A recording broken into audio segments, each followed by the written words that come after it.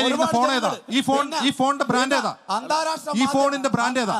അന്താരാഷ്ട്ര മാധ്യമങ്ങൾ ഈ ഫോണിന്റെ ബ്രാൻഡ് ഏതാ? ഈ മാധ്യമം ഇന്ത്യയിൽ ഉത്പാദിപ്പിക്കുന്ന മേക്ക് ഇൻ ഇന്ത്യ പ്രകാരം ഉത്പാദിപ്പിക്കുന്നു. ഏത് ബ്രാൻഡാണ് ഇത്? സാംസങ് ആണ്. ചൈനയ്ക്ക് മറുപടി കൊടുക്കുക. ചൈനക്ക് പട്ടാളക്കാർക്ക് മറുപടി, ചൈനയ്ക്ക് മറുപടി.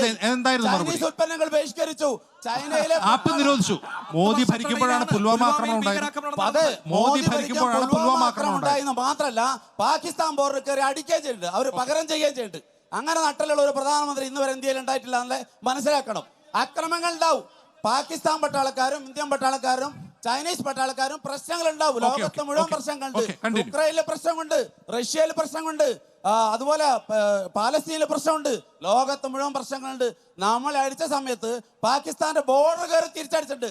അങ്ങനെ ധൈര്യമുള്ള ഒരു പ്രധാനമന്ത്രി ഇന്ത്യയിൽ ഉണ്ടായിട്ടില്ല. ഒറ്റ കാര്യം, എന്തുകൊണ്ടാണ് ചൈനയിൽ കയറി തിരിച്ചടിക്കാത്തത്? ചൈനയില് കൃത്യമായ മറുപടി കൊടുത്തിട്ടുണ്ട്. ആർക്ക്? ചൈനയ്ക്ക് എങ്ങനെയാണ് മറുപടി കൊടുത്തത്? ചൈനയുടെ പട്ടാളക്കാർ കൃത്യമായി മറുപടി കൊടുത്തു. ചൈനയുടെ പട്ടാളക്കാർ മറുപടി കൊടുത്തു. ചൈനയ്ക്ക് മറുപടി കൊടുത്തു. വിദേശ മാധ്യമങ്ങൾ ചൈനയ്ക്ക് മറുപടി കൊടുത്തു. ചൈനയ്ക്ക് മറുപടി കൊടുക്കുക. ചൈനയ്ക്ക് പട്ടാളക്കാർക്ക് മറുപടി, ചൈനയ്ക്ക് മറുപടി. എന്തായിരുന്നു മറുപടി? ചൈനീസ് ഉൽപ്പന്നങ്ങൾ ബഹിഷ്കരിച്ചു. ചൈനയിലെ ആപ്പ് നിരോധിച്ചു.